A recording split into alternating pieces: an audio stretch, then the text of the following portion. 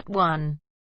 You'll hear a conversation between a student and the coordinator of the Student Service Centre. First, you have some time to read questions 1 to 3.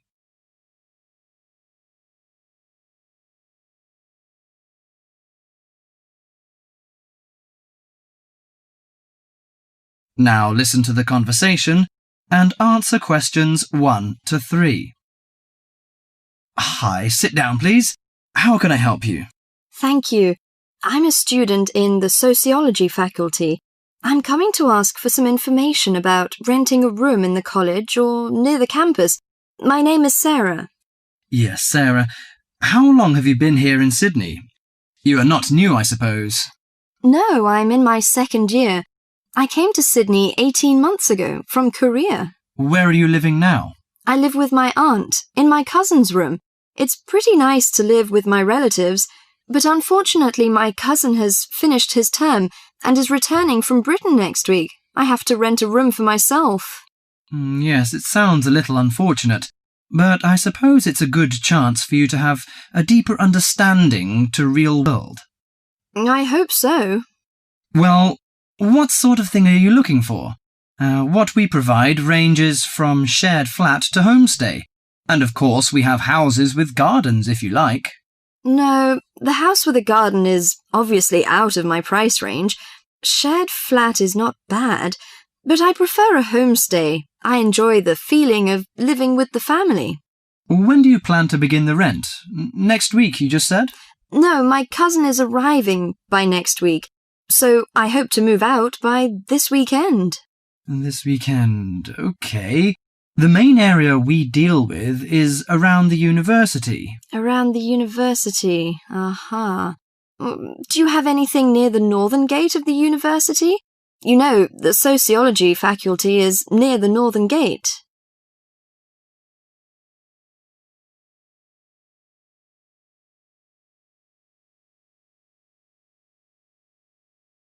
Before you hear the rest of the conversation, you have some time to look at questions 4 to 10.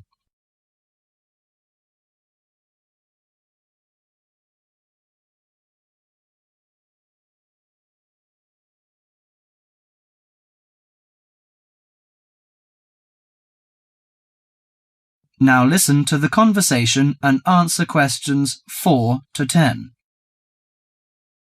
Yes, what sort of price are you thinking of? Well, could you give me some idea? You know, I have no experience of renting a room. I don't know what price is reasonable, but I hope it's not over $300. I see. Usually the homestay ranges from $180 per month. Only $180? Yes, to $350 depending on a number of different factors. What does it depend on? Well, obviously the quality of the house, the facilities and extra services.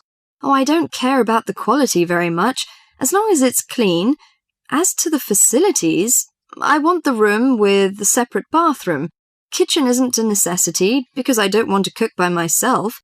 I hope to have meals with the family if possible. Okay, let me check the files. Yes, I think this one might suit you. It's a family house with 2 vacant bedrooms. How about the owner of the house? I mean, is it a family or... According to the file, it is a retired lady. She wants to find college students as tenants. That's great. What's the condition of the rooms? The bigger bedroom is furnished and with a bathroom, and the rent is $320 per month. The smaller one charges $250. It is furnished too, but without bathroom. Oh, $320. It's a bit out of my range, but I think I prefer the bigger one. How about the meals?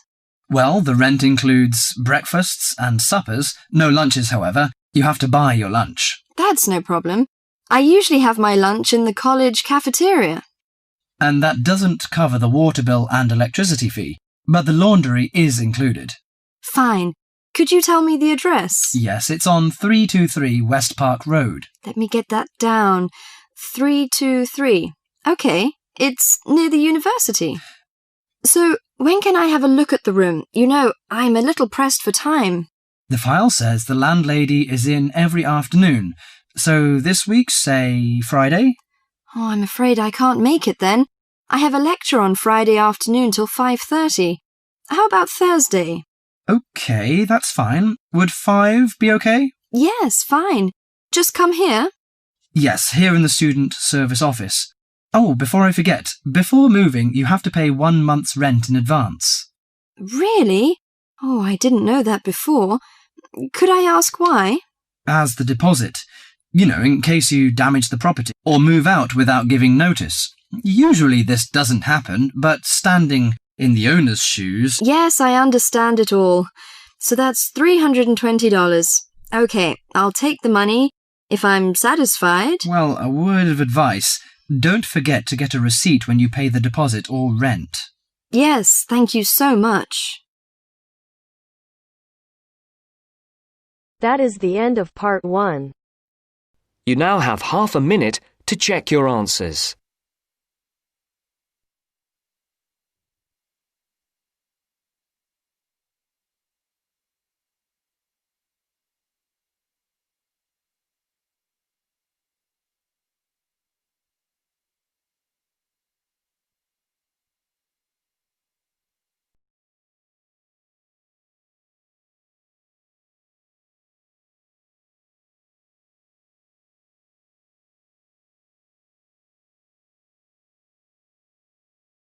Now turns to part 2.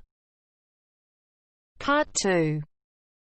You will hear a talk about societies and events at a university. First, you have some time to look at questions 11 to 16.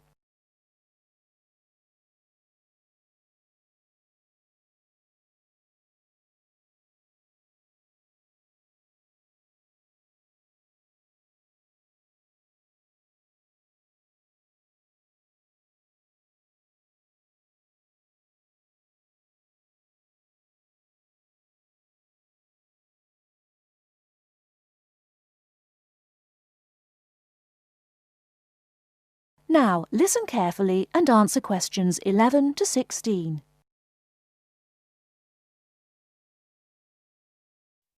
Hi, and welcome to the Students' Union.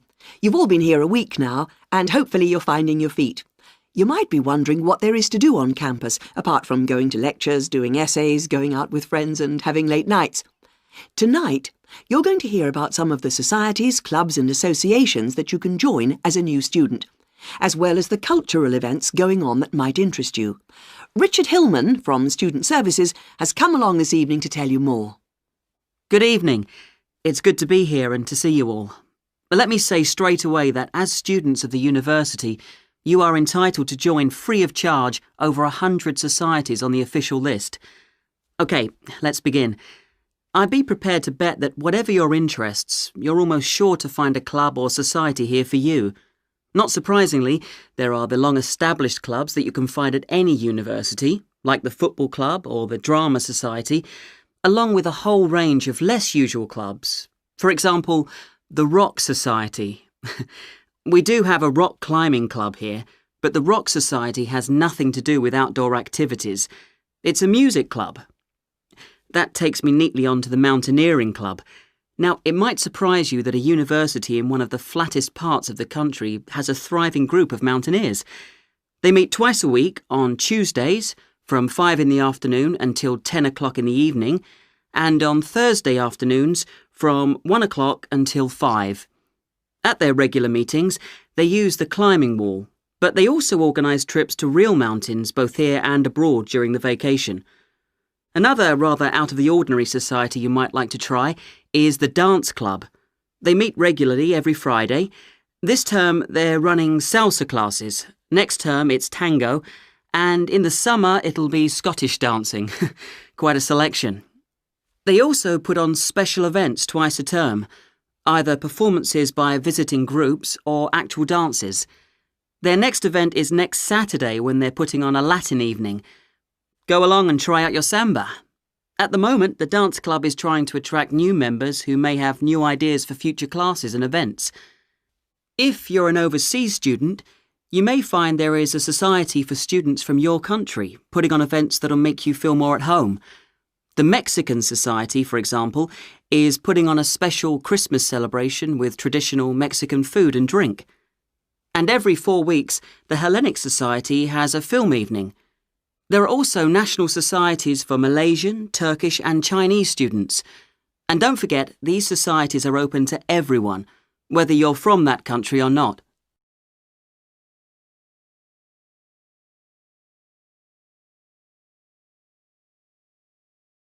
Before you hear the rest of the talk, you have some time to look at questions 17 to 20.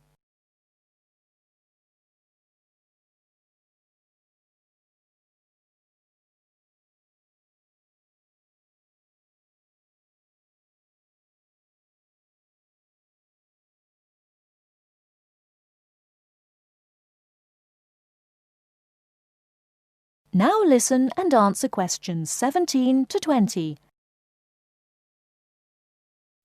Finally, I'd like to say something about the flourishing arts scene here. This is centred mainly on the Lakeside Theatre and includes a full programme of music, theatre and visual arts. As far as visual arts are concerned, the University Gallery has exhibitions throughout the year.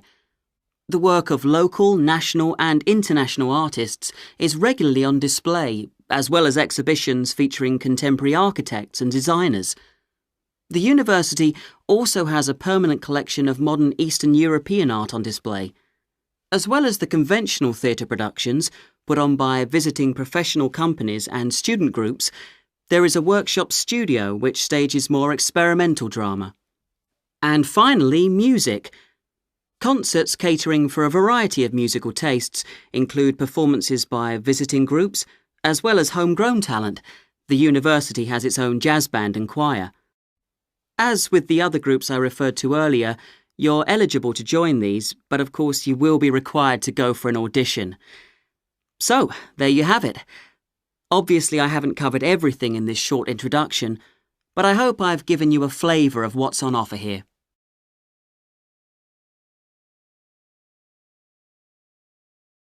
That is the end of part 2. You now have half a minute to check your answers.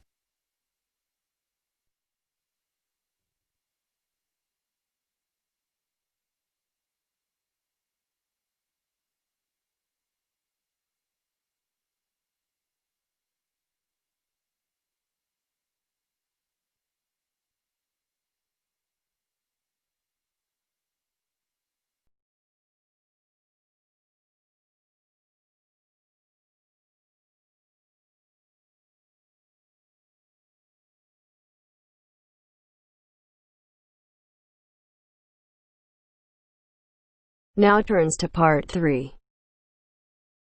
Part 3.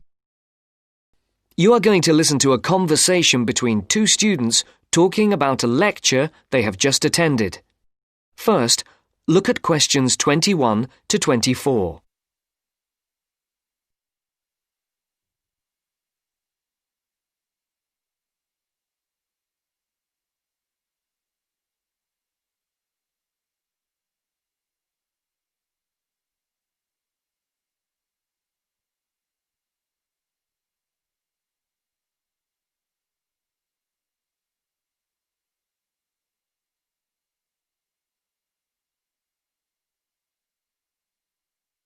There are 4 alternative answers, A, B, C, and D, for each question. Decide which alternative is the most suitable answer and circle the appropriate letter. Henry, don't you think Dr. Adams' lecture was really very good? He could talk about the telephone directory and make it interesting. All his lectures are like that, Astrid. He's just one of those people. I wish we had him as our tutor. I bet you that he is very demanding, though. Boris is in his tutorial group and agrees that he is a brilliant lecturer, but he puts them under a lot of pressure. But don't you think that's good? Perhaps. But I am glad to have Dr. Adams as a lecturer. He's interesting and rather funny and puts just the right amount of pressure on people. Did you take lots of notes in the lecture? Yes, actually I did. In fact, several pages. I didn't think I had taken so many. I was that busy listening to what was being said that I didn't take many notes. Can I photocopy yours? I don't think that's such a good idea. You won't be able to read my handwriting, and sometimes I write them in English and sometimes in Arabic. Oh, let's have a look. Wow, your notes are so neat. There's not much Arabic. There is on this page. Oh, yes, there is. Dr. Adams would be pleased to see this, especially given what he was talking about. Don't you keep careful notes? Sometimes. It depends on the lecture. I don't think I'll forget Adams's lecture today, but some of the detail will fade. Before the conversation continues, look at questions 25 to 30.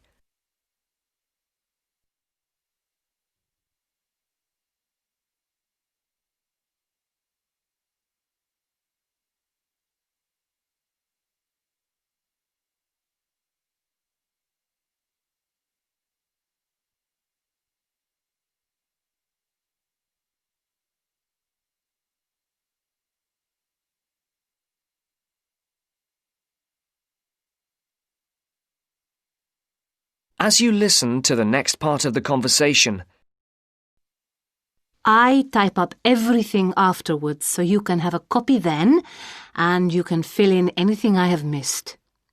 I'm not so good on the broader concepts. I'm better when it comes to detail.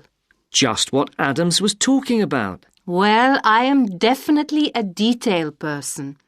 I need to have everything written down before I As can you get the listen concepts to the next part clear of the in my conversation, head. write no more than complete 4 opposite. words for questions I find all the 25 detail to clutters up 27, my mind, and I get and very for questions frustrated, 28 to which 30, was just what he was on write about. no more than 2 He mentioned words a book he'd for written. each answer. He mentioned several. The one on space and the individual? Yes, called MySpace. It's on the book list. So it is. I think I'll get that out of the library or get my own copy. Did you get what he said about spatial awareness? I didn't really. Yes, it was fascinating. I can't be as eloquent as Adams was, but I know several people who are frighteningly intelligent, but they have difficulty reading simple directions, even when getting to places that they know very well. I find that difficult to understand. Everyone learns the way to walk to the shops and things like that. You mean just the way people learn spelling? You know, people misspell words, make mistakes in countless areas of their lives, and going in the right direction is just the same. Remember what Adams said about the number of people who cannot tell left from right, north from south, and so on? Do you know which way is north? It's, that way. You see?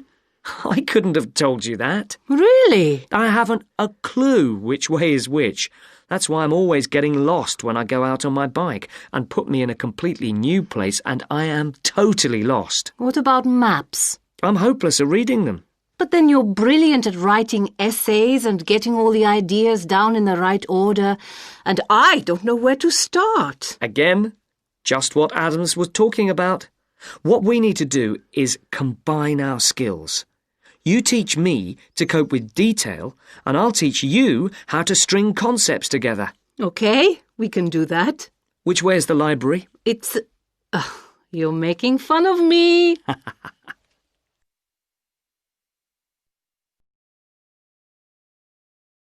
That is the end of part 3. You now have half a minute to check your answers.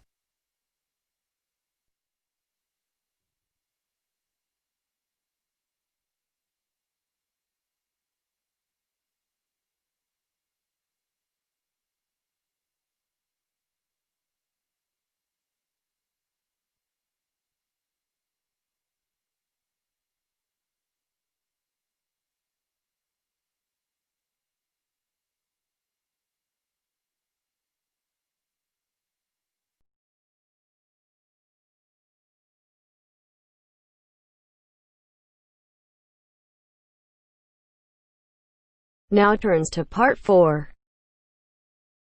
Part 4. You are going to listen to a lecture on language learning. First, you have some time to look at questions 31 to 40.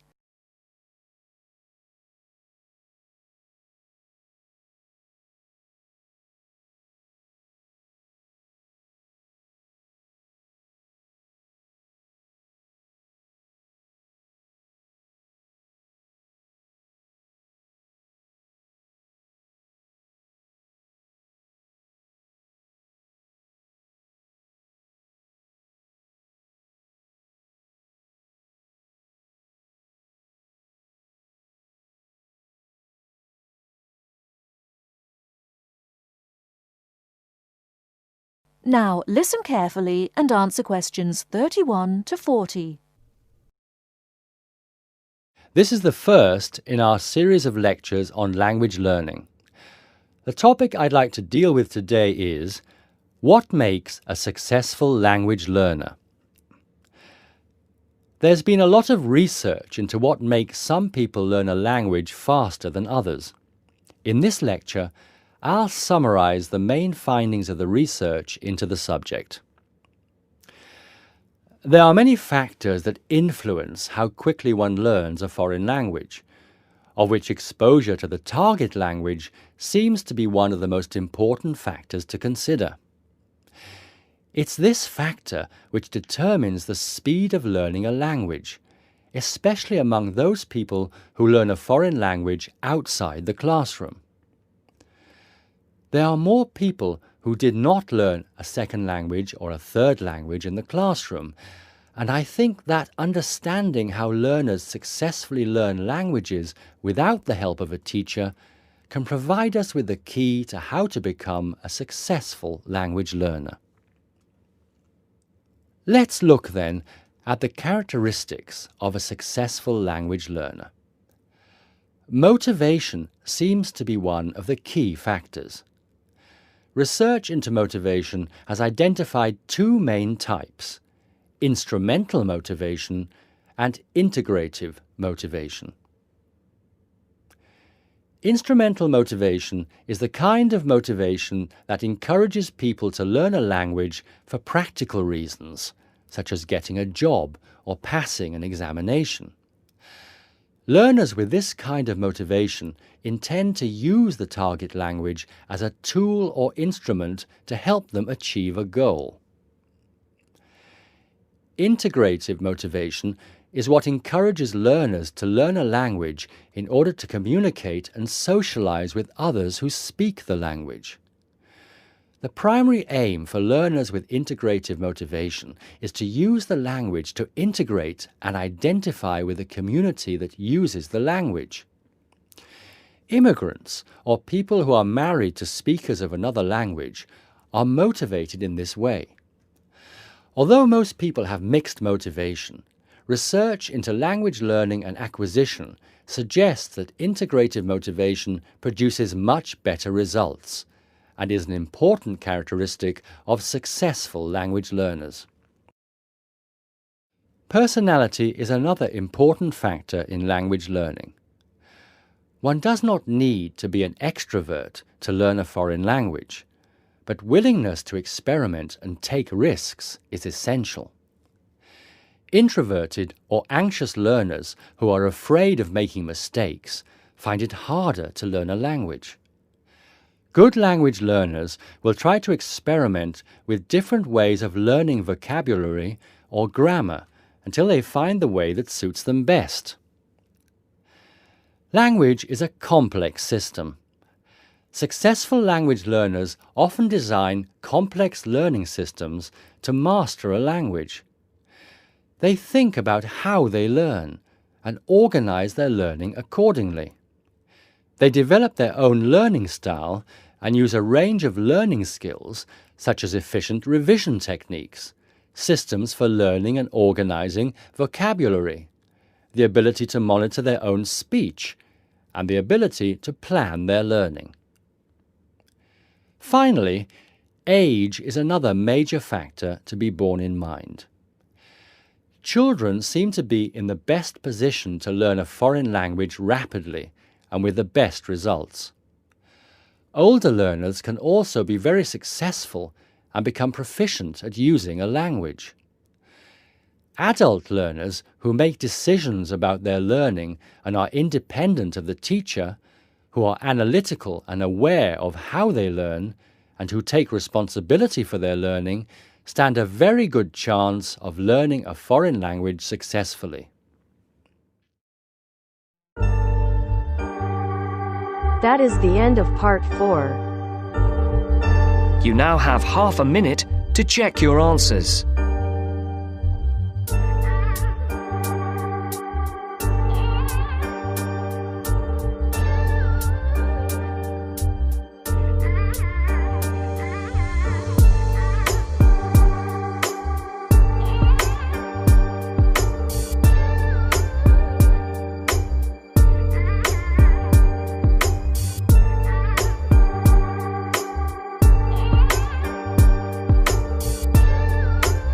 That is the end of the test.